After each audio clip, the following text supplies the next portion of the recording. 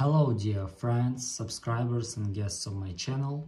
In this video I want to show and tell you how to delete friends on Snapchat. Please put your like, subscribe to my channel and share this video with your friends. Let's get started. So first we need to go to Snapchat. After that we need to go to our account. And here we need to scroll down and click My Friends. Here you can find your friend and click on his name.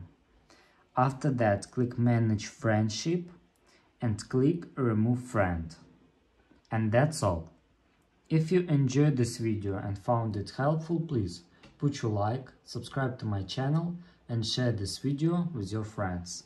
Bye bye everyone, see you later.